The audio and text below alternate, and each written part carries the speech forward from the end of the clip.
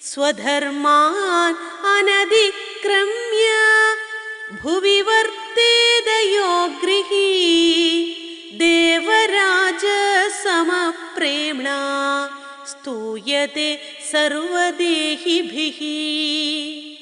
സ്വധർമാൻ തൻ്റെ ധർമ്മങ്ങളെ അനതിക്രമ്യ അതിക്രമിക്കാതെ യഗൃഹി യാതൊരു ഗൃഹസ്ഥാശ്രമി ഭുവി ലോകത്ത് വർത്തേത വസിക്കുന്നുവോ ദേവരാജസമഃ ദേവേന്ദ്രസമനായിട്ട് അവൻ സർവദേഹിഭി സർവരാലും സ്തുയതേ സ്തുതിക്കപ്പെടുന്നു. ഏത് സാഹചര്യത്തിലും നമ്മൾ നമ്മുടെ ധർമ്മത്തിൽ നിന്ന് മാറാൻ പാടില്ല. ഈ ധർമ്മം എന്നതുകൊണ്ട് ഉദ്ദേശിക്കുന്നത് ഒരു അധ്യാപകൻ അത് അദ്ദേഹത്തിൻ്റെ ധർമ്മമാണെങ്കിൽ ആ അധ്യാപന കർമ്മം 100% അദ്ദേഹം അനുഷ്ഠിക്കണം. അതുപോലെ ഒരു കൃഷിക്കാരൻ, ഒരു ഡോക്ടർ, ഒരു വൈദ്യൻ, ഒരു പോലീസുകാരൻ, ഒരു പട്ടാളക്കാരൻ, ഇവരെല്ലാവരും അവർ വ്യാപൃതമായിരിക്കുന്ന കർമ്മമേഖലയിൽ ധർമ്മത്തിൽ ഉറച്ചു നിന്നുകൊണ്ട് ആ കർമ്മം അനുഷ്ഠിക്കുമ്പോൾ വാസ്തവത്തിൽ അയാൾ ദേവരാജ്യനായിട്ട് മാറുന്നു, ഇന്ദ്രസമാനായിട്ട് ശ്രേഷ്ഠനായിട്ട് മാറുന്നു. അപ്പം നാം ഒരു കർമ്മമേഖലയിൽ പ്രവേശിച്ചു കഴിഞ്ഞാൽ അത് ധർമ്മമെന്ന് ബോധ്യപ്പെട്ട് കഴിഞ്ഞാൽ പിന്നെ ഒന്നും ചിന്തിക്കേണ്ട. നിങ്ങൾ ഒരു അധ്യാപകനായിട്ടിരിക്കുമ്പോൾ തന്നെ ഒരു രാഷ്ട്രീയക്കാരനാകാൻ ആഗ്രഹിക്കരുത്. പലപ്പോഴും നമ്മൾ അങ്ങനെയാണ് ചെയ്യുന്നത്. നാം ഇരിക്കുന്ന കർമ്മമേഖലയിൽ നമ്മൾ 100% ആയിരിക്കില്ല. നമുക്ക് സ്വപ്നങ്ങളുണ്ട്. നാം ഇരിക്കുന്ന കർമ്മമേഖലയേക്കാൾ ശ്രേഷ്ഠമാണ് മറ്റുള്ളതെന്നൊക്കെ നമ്മൾ ചിന്തിച്ചു കൂട്ടും.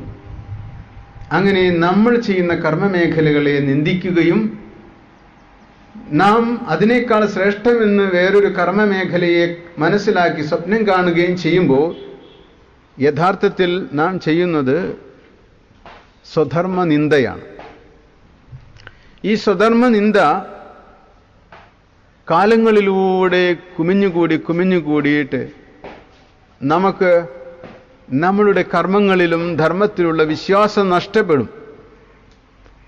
അതിലൂടെ ഒരു തകർച്ച നമ്മൾ അഭിമുഖീകരിക്കുകയാണ് ചെയ്യുന്നത്. സ്വധർമാൻ അനതിക്രമ്യ, ഒരിക്കലും സ്വധർമ്മത്തെ അതിക്രമിക്കരുത്. അതിക്രമിക്കുക എന്ന് പറഞ്ഞാൽ അവഗണിക്കരുത്, അതിനെ തിരസ്കരിക്കരുത്, അതിനെ തുച്ഛവൽക്കരിക്കരുത്, നിസ്സാരമായി കാണരുത്, അതിനെ അവമതിക്കുകയും ചെയ്യരുത്, ചെറുതാക്കി കാണുകയും ചെയ്യരുത്. അതുകൊണ്ട് അനതിക്രമ്യ ഒരു ഗൃഹസ്ഥൻ ജീവിക്കുന്നുണ്ടെങ്കിൽ അദ്ദേഹം ദേവേന്ദ്ര സമാനൻ തന്നെയാണ്, ശ്രേഷ്ഠനായ ഒരു വ്യക്തിയാണ്. അവനെ എല്ലാവരാലും ആദരിക്കപ്പെടുന്നു, അവൻ ബഹുമാനിക്കപ്പെടുന്നു. എത്ര പേർക്ക് ഇന്ന് അങ്ങനെ 100% അവൻ്റെ ധർമ്മത്തിൽ വ്യാപൃതമായിരിക്കാൻ കഴിയുന്നുണ്ട്?